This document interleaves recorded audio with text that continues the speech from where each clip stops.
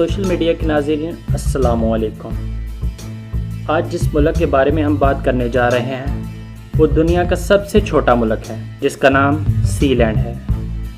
سمندر کے درمیان کنکریٹ کے یہ دو ستونوں پر کھڑا یہ لوہے کا ٹکڑا دیکھنے میں تو ایسا ہی معلوم ہو رہا ہے جیسا کہ ایک بحری جہاز ہو، لیکن یہ ایک خود مختار ملک ہے۔ سی لینڈ نامی یہ ملک دنیا کا سب سے چھوٹا ملک ہے جس کی کل آبادی 33 افراد پر مشتمل ہے۔ دوسری جنگ عظیم میں برطانیہ نے نارتھ سی میں ایک ٹاور کھڑا کر دیا اور یہاں اپنی فوج کو تعینات کر دیا تاکہ جرمنی یہاں سے برطانیہ پر حملہ نہ کر سکے۔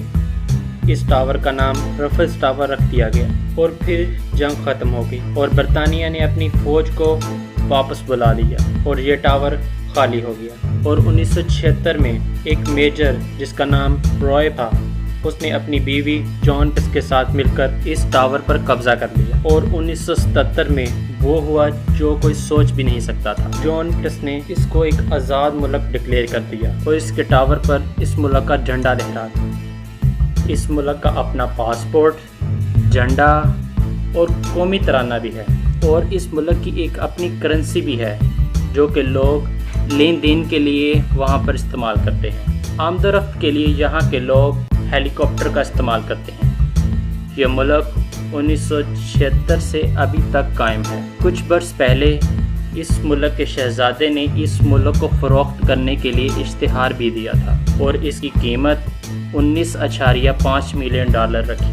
اور اس ملک کی معیشت کو دیکھا جائے تو اس ملک کی معیشت ایک آن لائن سٹور سے چلتی ہے۔ یہ ملک برطانیہ کے ساحل سے دور عالمی سمندر میں واقع ہے۔ اگر کسی شخص کو اس ملک کی نیشنلٹی چاہیے تو وہ صرف 200 پاؤنڈ ادا کر کے اس ملک کی نیشنلٹی حاصل کر سکتا ہے اور آپ کو یہاں کے نواب کا بھی خطاب ملے گا۔ لیکن 2 گز کے پاکٹ سائز اس چھوٹے سے ملک نے ابھی تک اسرائیل کو تسلیم نہیں کیا۔